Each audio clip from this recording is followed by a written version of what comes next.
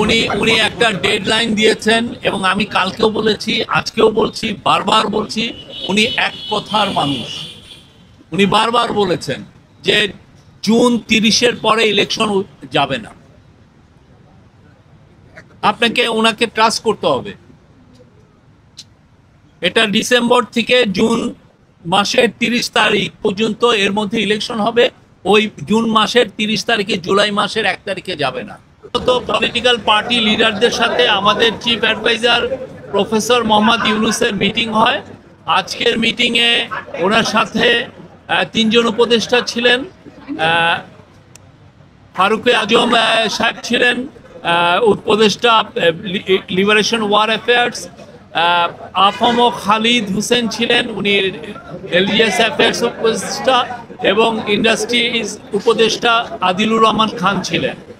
তো আজকে আপনি জানেন যে আজকের মিটিং কালকেরই মিটিংয়ের একটা কন্টিনিউশন, এবং এই মিটিংয়ের মূল যে থিমটা ছিল যে এই পার্টিগুলো আসলেন, পার্টির যে লিডাররা তারা স্যারকে, প্রফেসর ইউনুসকে সমর্থন জানিয়েছেন, তার রিফর্ম, তার বিচার, এবং আমরা যে রিফর্ম করছি, আমরা যে বিচারের কার্যক্রম শুরু করেছি, এবং আমরা যে নির্বাচনের জন্য যে কাজ করছি সেইটার জন্য তারা তাদের সম্পূর্ণ সমর্থন জানিয়েছেন।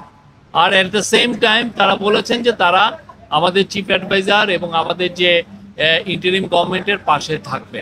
এটা ছিল মূল মেসেজ। আর অনেকগুলো বিষয় নিয়ে কথা হয়েছে, ইলেকশন নিয়ে কথা হয়েছে, রিফর্মের প্রোগ্রেস নিয়ে কথা হয়েছে।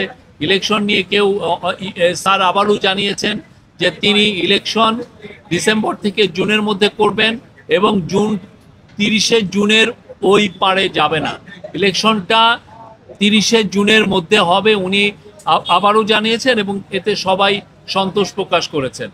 এই ছিল আজকের মূল মিটিংয়ের খুবই আমি সংক্ষিপ্ত সার যদি বলি, এটাই ছিল মিল। আর স্যার তার ভাষণে কয়েকটা দুইটা গ্রুপের সাথে ইন্টারাকশনের সময় কিছু কথা বলেছেন। তার মধ্যে আমি প্রফেসর ইউনুসকে কোট করছি, উনি যেটা বলেছেন, আমরা বড় যুদ্ধাবস্থার ভিতরে আছি। আওয়ামী লীগের কার্যক্রম নিষিদ্ধ হওয়ার পরে ডিস্টাবিলাইজ করার জন্য যত রকম ভাবে পারে চেষ্টা করছে। এটা থেকে আমাদের রক্ষা করতে হবে। তারা কিছুতেই মেনে নিতে পারছে না। বিভাজন থেকে আমাদের উদ্ধার পেতে হবে, ঐক্যমত থাকতে হবে। আত্মমর্যাদাপূর্ণ জাতি হিসেবে আমরা যতটুকু দাঁড়াতে পেরেছি এটা যেন সামনের দিকে যায়। সবাই একসঙ্গে বসাতে উনি বলছেন যে আমি মনে সাহস পেলাম। সুষ্ঠু নির্বাচন করতে না পারলে আমি অপরাধী অনুভব করব। আর তারপরে বলেছেন যে মহাসুযোগ পেয়েছি অভ্যুত্থানের কারণে ধ্বংস হয়ে যাওয়া দেশকে টেনে আনা। আওয়ামী লীগকে নিষিদ্ধ করার সঙ্গে সঙ্গে আর একটা যুদ্ধ পরিস্থিতি তৈরি হয়েছে দেশের ভিতরে এবং বাইরে, যাতে আমরা এগোতে না পারি, যাতে সব কিছু কলাপস হয়ে যায়, আবার যাতে গোলামিতে ফেরত যায়। এটা উনি বলেছেন। মানে যারা এই কনস্পাইরেসিগুলো করছে তাদের ইন্টেনশন হচ্ছে আমরা যেন আবার গোলামিতে ফেরত যাই। আমি যতদিন আছি দেশের কোনো অনিষ্ট হবে এমন কোনো কাজ হবে না, নিশ্চিত থাকেন।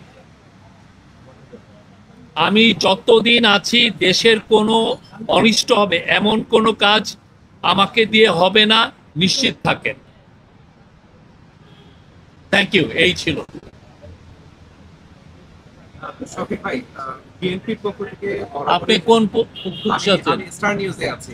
আচ্ছা বলেন, আপনার নাম কি? আমার নাম মাহাদি হাসান। আচ্ছা বলেন। বিএনপির পক্ষ থেকে বরাবরই কালকে বিএনপি নিয়ে কথা বলেছে, আজকে অন্য পার্টির অন্য পার্টির ইস্যুতে বারবার নির্বাচন প্রসঙ্গ আসছে, এবং যেটা আপনিও বলেন এবং প্রধান উপদেষ্টা বারবার বলা হচ্ছে যে জুনের মধ্যেই নির্বাচনটা অনুষ্ঠিত হবে। কিন্তু বিএনপি বা অন্যান্য কিছু দল কালকে যে দলগুলো আজকেও যে দলগুলো কথা বলেছে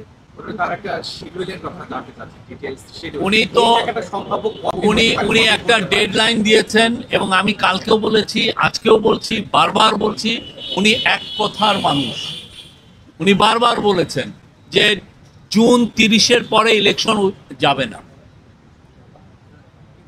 আপনাকে ওনাকে ট্রাস্ট করতে হবে। এটা ডিসেম্বর থেকে জুন মাসের 30 তারিখ পর্যন্ত এর মধ্যে ইলেকশন হবে। ওই জুন মাসের 30 তারিখে জুলাই মাসের 1 তারিখে যাবে না। রোডম্যাপের সম্ভাব্য একটা ধারণা আপনি রোড ম্যাপ এইটাই, আপনাকে ওইটা যখন সময় আসবে উনি রোড ম্যাপ বা যেটা শিডিউল সেটা ঘোষণা করবেন। আমরা তো এটা বারবার বলছি, একটা না, এটা নিয়ে কিন্তু আমরা দিনের পর দিন মাসের পর মাস বলছি। আমি জানি না এটা কেন, এটা এমবিগুইটি আছে। ওনার এখানে তো কোনো এমবিগুইটি নাই।